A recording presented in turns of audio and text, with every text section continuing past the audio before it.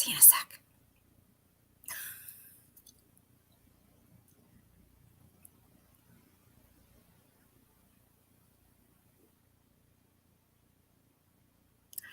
Welcome. We made it.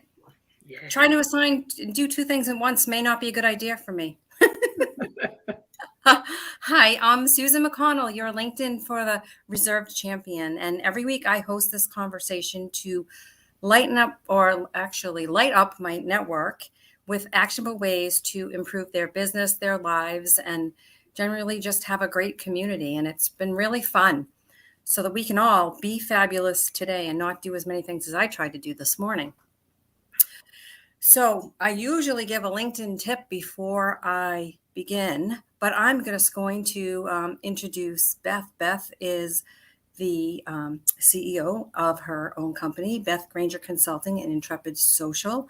And she, like me, helps clients with LinkedIn and lead generation and profile development and all different things. And she has a great marketing background. And I figured we could just jump right in, Beth, because, you know, it's a changing world we're here on LinkedIn, and every day it's changing. And when I talk to people that don't know a lot about LinkedIn, you realize how much you actually know. Yeah. And over the weekend, someone asked me how to send a connection request. So I was like, whoa. Clearly they don't spend a lot of time here, but soon they will, perhaps. Yeah, definitely. So you're a beta tester for LinkedIn audio. Yes. So tell us a little about that. And I, being not as organized as I should be today, need to run downstairs and grab my charger so that we do not go down. So while you answer that wonderful question to my audience, and everybody comment, and we will get it all done. Absolutely. Tell us about LinkedIn audio, because my audience definitely doesn't know about it. And if anybody has questions, shoot them out and I'll be right there. All right. Well, LinkedIn audio is kind of like Clubhouse, but on LinkedIn.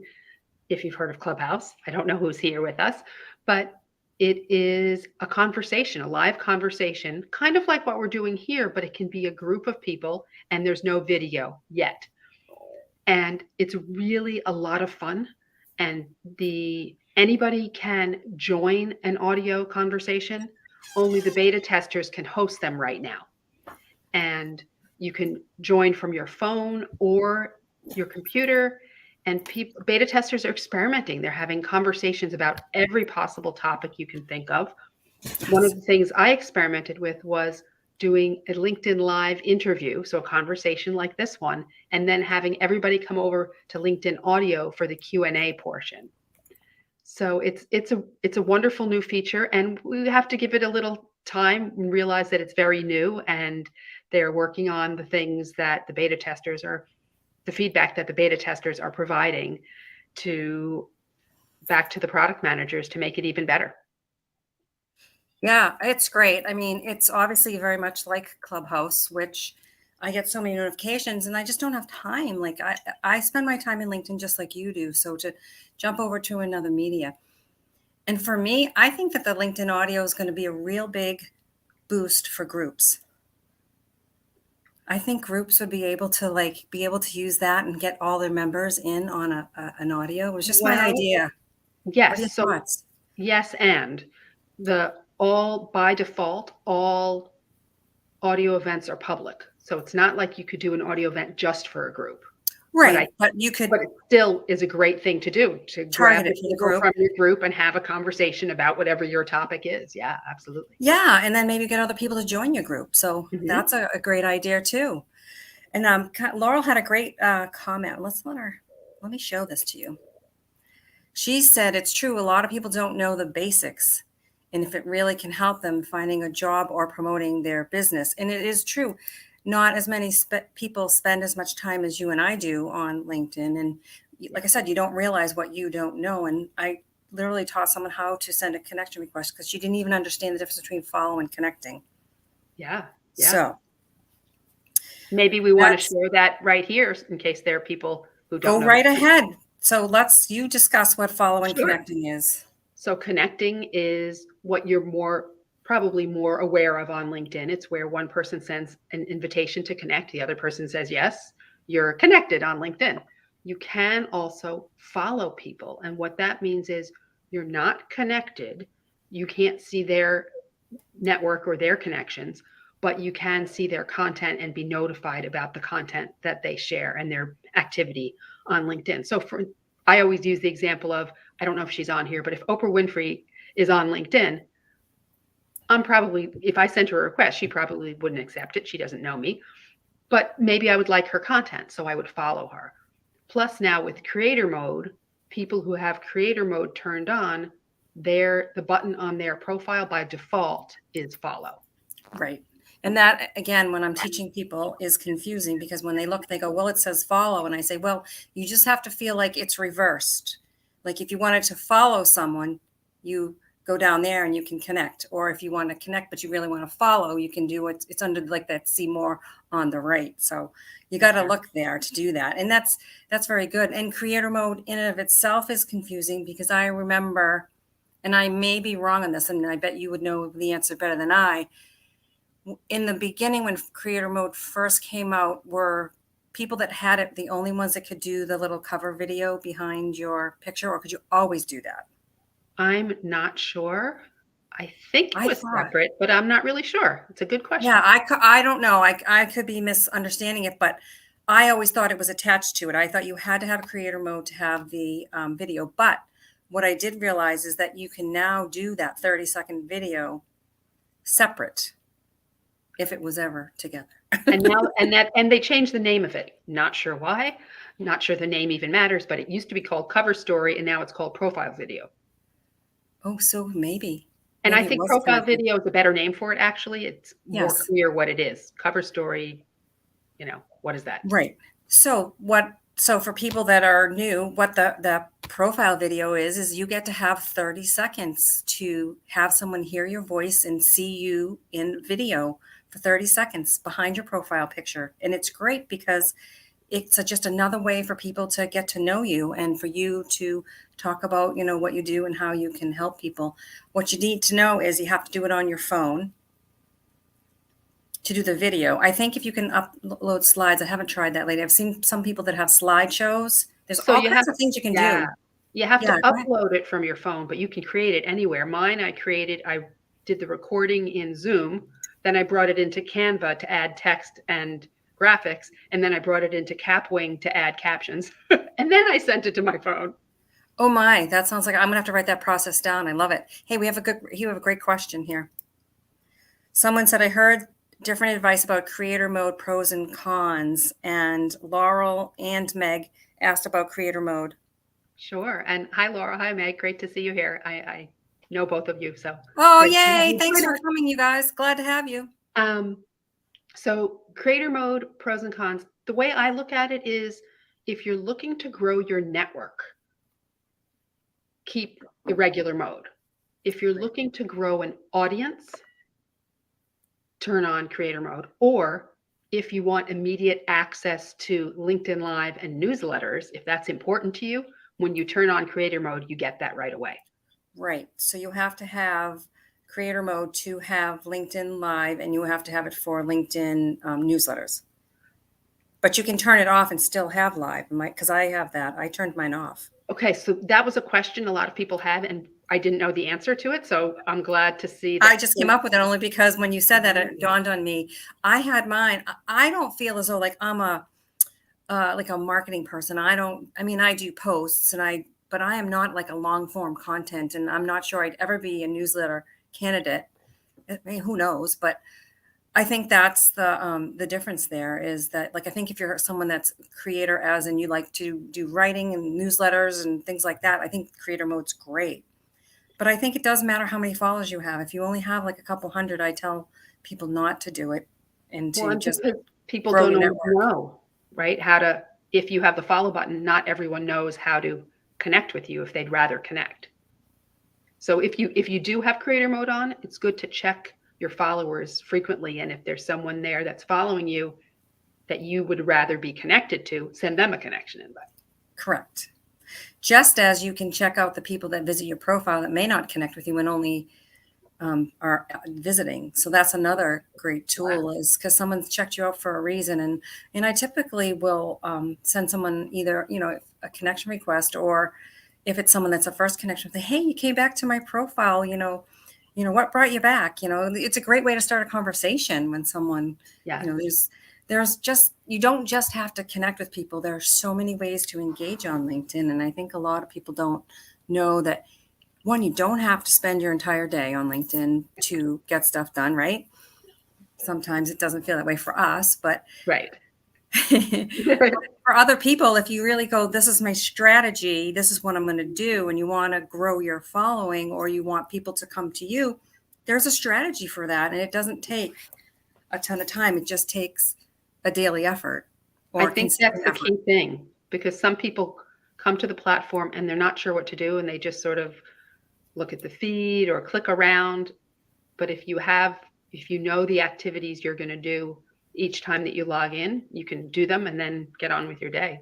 Yeah, I sometimes have to stop myself and say, stop, and move on to like other areas. But yeah, what's kind of cool about you and I, Beth, and and you and I talked about this when we first met, is that I wouldn't call us like the outgoing social, always like in the feed in LinkedIn, but yet we attract those kinds of people that need our kind of help. They're what I call LinkedIn for reserved. And that's kind of who I feel I attract, are those ones that are like, I don't know what to do. And should I say this? And should I say that?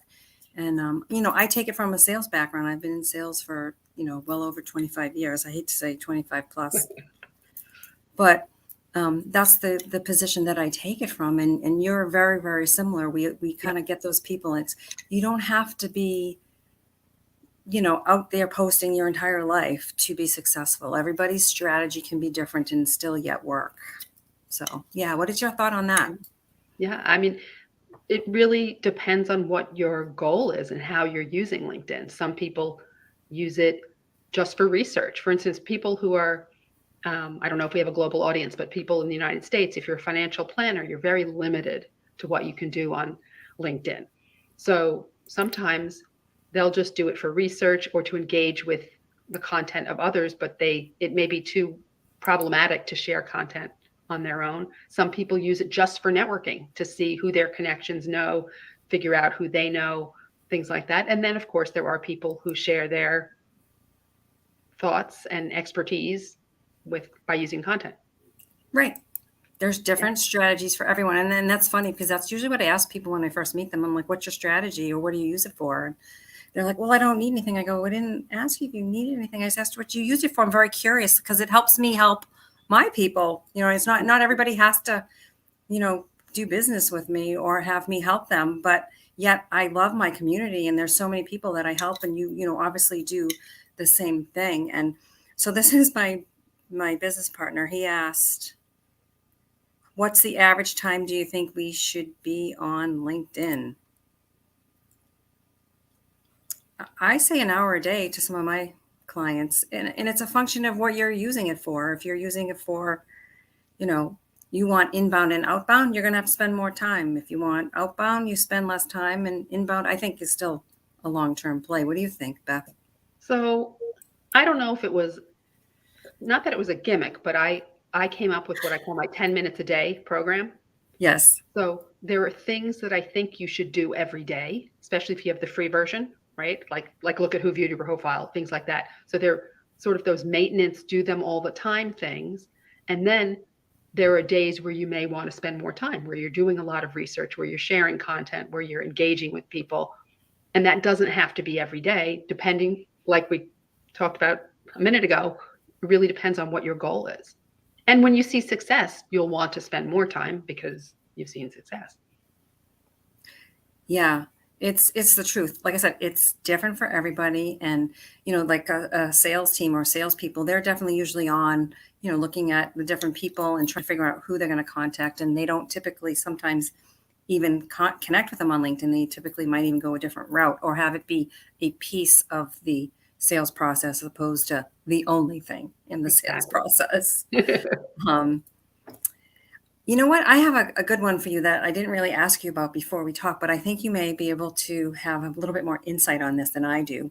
One of my people in my community, Gail Morosky, she's in a marketing person and she does Google Words and she'll do some social media. Mhm, She said she's been getting inquiries about LinkedIn advertising and mhm. who should do it and, and in what form, I guess. Yeah. So What do it you think? it definitely, in my opinion, can be part of the mix depending on what your business is and who you're Right. trying to communicate with. It's a little more complicated, in my perspective, a little more complicated and more expensive than, say, Facebook ads. But I've heard again, that. depends who you're trying to reach. There's maybe someone to have on your show, but do you know AJ Wilcox? No, I'm write it He down. I is should have the him. LinkedIn ads expert. It's his Oh, thing. that's great. Yeah, and he AJ has tons of Wilcox. YouTube videos, and I've done some stuff with some clients, and I found, at least for the people I work with, um, ads can work if you're just like anything, if you're providing information of value or something that somebody wants to see. Um, I and would, the in-mail campaigns, out of however many I receive in a year, I think I've only responded to one. So you have to no, be really yes. thoughtful about the content that you're putting out in your ad. Yeah, I wanted to ask you about in-mail versus regular connections because I have a commercial real estate company group that I'm training and they're like, they think he said, oh, I get a 60% connection rate on in-mails. And I'm like, well, that's great. I said, but can I just show you some of the in-mails that I get? And because of the ones that I get, when I see the word in-mail, my eyes usually go past it.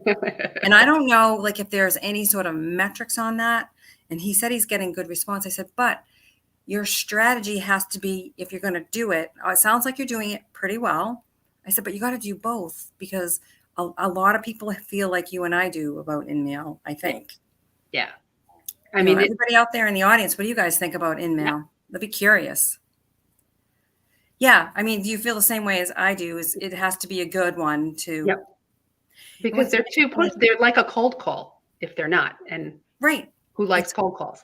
so I've read a couple articles on it, and what I read is they compare it more to email than Hmm. they do to connecting. And I thought that was a better comparison. So you almost have to consider it a pre-email, or if they don't reach you in email, you might try them in mail. Yeah. Yeah, see, Laurel said, let's see what Laurel said. Let's show Laurel. Yes. Yes. Yeah, Yeah. they're not taught how to, yeah, yeah. Because they're picking who it goes to based on different categories, like your job title or a keyword or whatever it might be. And if I imagine, I don't know what percent, but some percent is going to go to the wrong person. Yeah, I don't look at them most of the time. Just ignore them. Yep. So yeah, like I said, I think it needs to be treated as an email. It has a subject line. You have to be like subject line is an email, thing that people Yeah. talk about. So I think that you have to consider it that. And I think your strategy has to be, a little bit of both. Yeah. So on that note, how do you do most people come to you? Do you reach out to other people? What is, strategy for you that we could share with some of the people in the community here? So there's what I do and what I work with my clients to do. And Okay. it depends on your goals. Right. I am shy personally. So will I reach out and have a conversation with somebody, maybe on their content, have a conversation? But I don't do really outbound sales in the traditional way. I do more bringing people to me through my content, through the conversations that I have. But I have clients who are more actively engaged in reaching out to people that they hope will become clients. And again, Right. I like to think of it as if we were at a networking event or some kind of business event together. How would you interact with somebody in person, and what would you say? And do the same thing on LinkedIn.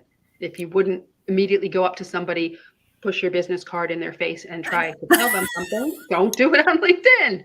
That's what I said. I said, you don't go to a networking event and walk up and say, hey, I can 10x your sales and get you $30,000 a year. Want to work with me? So you don't do that on Exactly. LinkedIn. Now, it's funny that you say that. I'm reserved as well. Most people know me say that's crazy. They think I'm very outgoing. I've just been trained. I've been in sales. I do teach outbound, but I Mhm. teach it with emotional intelligence, treating people with respect and not taking the conversation places that you shouldn't because you don't have the right to. You haven't developed credibility. And there is a way to do it right. Yeah. And there's definitely a way to do it wrong. And a lot of people are just, throwing, I don't know, stuff at the wall and hoping that a couple things stick. And I don't think that does anybody any good. You're not building anything other than No. making a lot more people mad than you are happy. And that's not I don't think that's a great strategy. And I don't know how many people of the people that are using it that way, how many have just been advised poorly, or how many it's the way they go about sales and they're that way everywhere. I I, don't know. yeah, I don't know that answer either, other than the fact that they are considering it kind of email. Yep. Whereas someone's direct mailbox, I don't think is email. Maybe in mail, you could consider that if you want to say that's email, because I have the right to read it or not read it, which is what happens with email. But Yep. in a direct message, it's, kind of right. Well, actually, in mail comes in there too. That's the one thing they say is in Yep. mail at least comes to your inbox, where someone connects with you, it goes into the your network when you go Hmm. to look at your network. So that's the Yeah. one thing. But it's interesting. But yeah, no, like I said, there's so many different ways to do it and do it right, and so that you can attract the people that you need to attract. Here we go. This is a good one. A lot of people are going off on the in-mail, which is funny because I was supposed to train some people today at 3 and we moved it to next week. And I'm like, this is great because I knew I was going to ask the question and I'll have um, more things to talk to them about. So I've actually asked to be removed from people's lists. I've never gotten an email that's appropriately targeted. Oh, Yeah, that's unfortunate. I I have I've, know. I've gotten some that are appropriately targeted. Um, I yeah, have too, but like I said, when I see in-mail, it's the last thing I look at for me. And I don't know, percentage wise, but I think, it's not one of those things that if you don't do it right and you don't have someone helping you and you're just trying to figure it out, I don't think it's going to be a successful strategy. I used it with an organization that I'm part of. We were looking for people to come as guests to an event, and so Perfect. what that was targeted by job titles and keywords and location, and that worked pretty well because first of all, it was offering something for free. It wasn't trying to sell them anything, and Right. yeah, it's just again like if we were in person and we said, "Hey, have you heard of this organization? You might be interested. I have a free ticket." That's very different than, like you said, I'm going to 10x you or whatever in 3 days. Yeah. Inviting someone to an event, that's a great use for it. Or, Yeah. if you're talking to people in like, or so for my commercial client, and I think this is actually an awesome way to use it. In like if he has like a property for lease, if he gets someone on LinkedIn and email and says, hey, if you know anybody looking for a space, I have one here. I don't think that's asking them to do it. I think it's asking to network. And I think he's been somewhat successful with it. And if it's said right, Yeah, it's great. not, yeah. But so this is my this is my partner. He's very verbal about his LinkedIn life. He's been the new version of the old shotgun approach, and it Yep. doesn't need to be with all the targeting you have access to. True, with Sales Navigator. So let's ask a question about that. What do you typically tell people? Like, you should go to Sales Navigator, or you should say with either premium or the basic. That's a great Yeah. question. Well, again, it depends on your goals and your role. If you're a business owner and only part of what you do is sales, it depends. If your role is 100% sales, it could be worth it. And I jokingly say it's like a gym membership. If you use it and you get one client worth more than the approximate $800 that it costs, it can be worth it. But I think a lot of people don't realize it's sort of a separate product with its own learning curve that sits on Oh top of yes, LinkedIn. right. So there's that part of it too. And if you're not using the free version to its fullest and not being hitting roadblocks, you may not need to. But of course, they have the free, I don't know if it's a free month, free week, something where you can try it out and see if it makes sense for you. It's actually, if someone's never used it before, when I'm in Navigator, I can give someone 2 months for free. It Nice. says, yeah. Nice. So hit me up if you want to try it. I'm in sales. It's part of my process. So it's kind of hard to identify as far as, I mean, I do think it's pricey, definitely. And so if you aren't using it, it's definitely not worth it. But you can definitely target better. And I keep my separate lists of people that I really want to stay in touch with over here. Because you know how crowded the main feed is. Yep. You get a separate feed of people that you just want to curate and stay in touch with. And I keep my lists in there. And so it's good for that. Like I said, but if you can get away with doing it another way, you don't have to spend, the money. Right. But there are two features I really like in Sales Navigator. One is and it depends again on who you're trying to reach, but yeah, that you can sort lists of companies or people by headcount. So if the size of an organization matters to you, you can only do that in Sales Navigator, as far as I know. And the other thing is the ability to look at people who have been active on LinkedIn in the last 30 days, 90 days, I forget what it is. And it's not always 100% accurate. By active, they might have liked something, and that to me, that's not active, but I find it's a useful filter. Yes, that is a useful filter. And I also like to, sometimes I like to, I can take my first connections over there and filter them so that if I want to connect with somebody in a certain market, that's one of my connections. It's a great way to do it. There's so many tools to use with it, but if it's not something that you're going to use a lot, it's not worth the price. And then the feature that you get with both of them, I believe, is that you can do unlimited searches when you pay for premium. Is that right? And you can see people who viewed your profile in the premium, the middle one. They keep changing things, so I don't know. On premium, is there still a commercial search limit of some? So in case people don't know what that is, on the free version, they don't tell you what it is, but at some point you may get a message saying you've done too many searches this month, wait till next month. I think on the paid versions it's unlimited, but I'm not 100% sure. It is. I have 2 clients that we help out, and it's unlimited on all the premium versions. But that's one of the only 2 features of the premium versus the Sales Navigator. Mm-hmm. So you really have to weigh, how many searches you're going to be doing too. Like if you're going to be doing an incredible amount. There's other ways to connect with people too, right? Yes. Always. Right. What's that? Engaging on content? Definitely. That's my favorite. That's really my favorite. Yeah. Talk about it. Tell us your strategy on it. I love it. So again, as if we were in person, it's one thing to stand over in the corner and start talking and hoping people will come over to you. That's kind of like posting.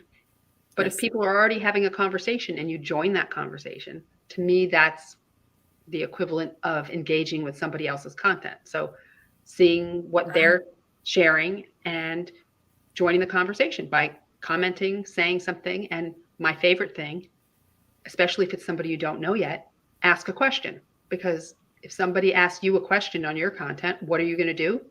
You're going to write back and reply. You've now started a conversation with somebody that you didn't know before.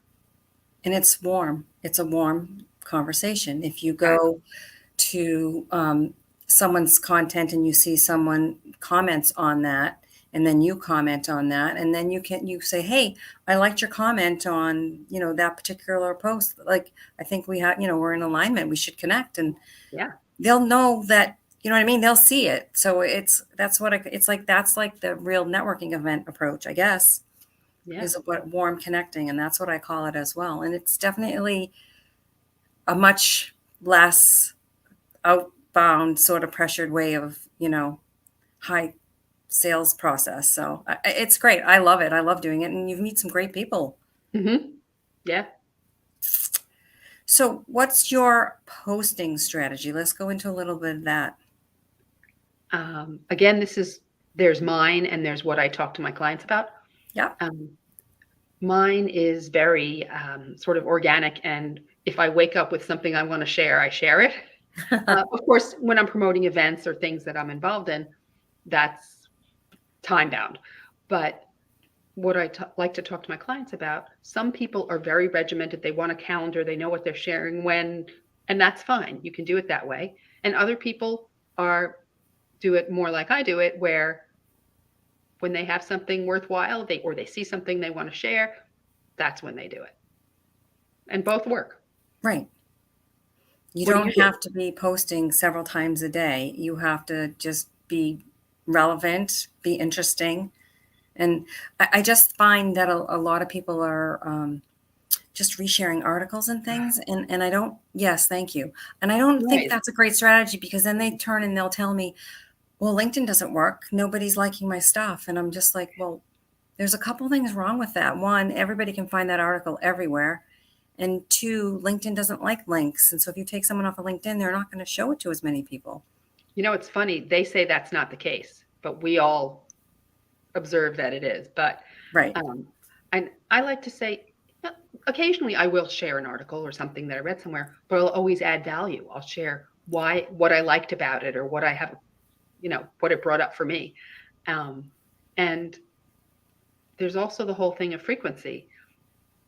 You don't want to add to the noise. You want to only share if it's something educational, inspirational. I have a third one I usually say, but I forget what that is. But you Education. don't want to be noisy.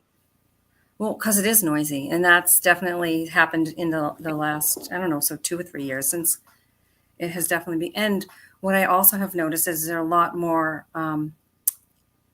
different types of, professionals, where like a lot of them used to be over in Facebook, whether it be like trainers and wellness people, which is great. Mm-hmm. They're now coming on to LinkedIn. So we're getting a much broader variety of, business people, which is I kind of like cool. that. Yeah. I do too. There's a florist from the UK who's very active on LinkedIn. That's awesome. It's the only person that's a florist that I've ever seen on the platform. There may be others, but I thought that was, you know, Yeah, be I've seen the a first. lot of trainers. I've seen, I saw one lady, had lost a ton of weight, and she showed some of her food that she ate. And, because you're sitting there scrolling through, if you see like, it may catch your interest. Exactly. So there's different ways to skin a cat. I guess you shouldn't say that. That's kind of mean, but we all do it differently. And I guess if you use your personality, Yeah. you can figure out a way to make it work for you. And that's kind of what I tell people and I'm sure you do the same thing, is you help, you customize it to what they need and what will work for them and what strategies will make them Right. successful without wanting to give up. And it's not going to happen tomorrow. Right, Beth? No, no. It's like in-person relationship development. It's Yes. exactly the same. Yes. Can you be lucky? Do one Yes. post and get something happens? Of course. But it's it's a conversation, and conversations take time to get to know, like, and trust people. It's the truth. It's the truth. I can't tell you how many people, after 30 days, they say, it doesn't work. I've been posting, I've been doing this. I go, you have 150 connections. What did I tell you your goal was for this month? Connect, Yeah. connect, connect, connect, connect, build your network, talk to people, go out and read posts and talk to people. Like, not everybody's going to come to you right away. You have to build that version of you have your first connections, and then you have second connections. So when you have more first connections, you'll have more second connections, Exactly. right? Yeah, Exactly. But also, you don't want to connect just to connect, right? right. At least I like to have a purposeful network. So, and mine has gotten a little diluted because of when I do public speaking and people connect with me after that or something like that. But for most people, you know, your network can be small but strong, where you really know everybody, or it can be larger. And then, of course, that gives you all the second connections, more of them. Right. That's the way you create a little bit more inbound strategies when you kind of grow that. But like I said, we're all different and we all do different things. And so that actually, to that note, I had this in my notes. like you and I are similar. We Mhm. do similar things. We probably even have some similar types of clients, but yet we both here can be successful on LinkedIn. We both can end up helping us out. We both have that abundance, mindset. Some Yeah. people are funny about that. And I find it with a lot of the other LinkedIn people. Everyone's so generous and teaching and caring. And I mean, I'm sure that it's not everybody, but we all can learn from each other. I have meetings once a week where I have, two website people or two, digital marketers. And I just say, hey, listen, you might be too busy. You need some help sometime. Or Yeah. you might have this client that you don't get along with that you might want to move over to someone else and maybe they have one. And, Yeah. we can all work together We're and very lucky. Our community globally, I think, mhm, a rising tide raises all ships. And it's, what if I got a giant client and I needed people? I have resources. I have people that I know think the same way I do that I could bring in to help. Or right. somebody might have a specific expertise, like I mentioned, AJ, right? He's the ads guy. I don't need to worry about learning all the intricacies of ads, although I sometimes do it with a smaller client. But um, yeah, we're Yeah. very And I lucky. do Not that. every industry is like that, Yeah. not. And there are definitely people that focus on different pieces of Mhm. LinkedIn. And so it's Yeah. very cool. Any last thoughts? Well, actually, how can people get a hold of you if they want to reach out? So, of course, I'm on LinkedIn. And because I have creator mode on, I do have the follow button. You can follow me. You can also click on the bell. If you follow me or are connected to me, you'll see a little bell icon kind of to the right of my name. And if you click on that, you'll see notifications when I post and when I share things like the fact that I joined you today. Right. Yeah, it's awesome. Actually, the bell feature is fairly new too. Hmm. I noticed today I saw it was who was it? Two people. They didn't have the bell. It was I'm looking these up right now because you will know this. It was Katie Couric and Melinda Gates. Don't have a bell on their They profile. just have it says LinkedIn influencer. Oh, maybe they didn't. Can you opt Maybe out you of the just bell? follow them. I don't know. Yeah. Well, and it's Oh, you again, have to it's be only if you connected. That's follow. why. Yeah. Maybe they You don't. can Maybe they follow don't. them too. If you follow somebody, you can click on the bell. Oh, I'll have to check that out Yeah. because I didn't see all I saw was the little LinkedIn thing, and it wasn't even the premium ones because it's an influencer. I never noticed it before. So you learn something new every day. And they're always testing things too. So you could see something tomorrow, it could move. I was once giving a class, continuing ed class, and some people, the search box or the link to home button was to the left of the search box. Some people had it to the right of the search box. Yes. You just never know. Right. You definitely never know where things are going to end, and it's going to be changing. There's a lot of changes coming down the road from some of the information that I do see. So Yeah. that's okay though. You deal and you move along. Awesome. Well, Beth, this has been great. Thank you so much for being here. Thanks for inviting me. So much fun. Yeah. And, make sure to join me every Tuesday. I host this conversation at lunchtime here in Eastern Time Zone every Tuesday. And next week, my guest is Robert Curtis from the Business Resource Group.